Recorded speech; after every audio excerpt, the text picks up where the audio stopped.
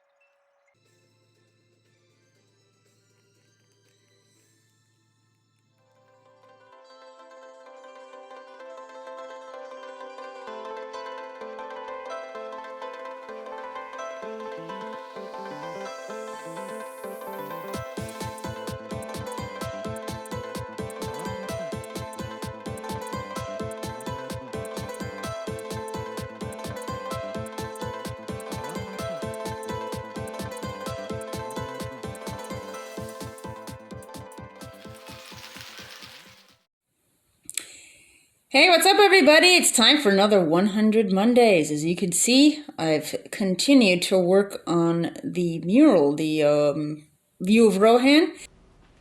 Hello.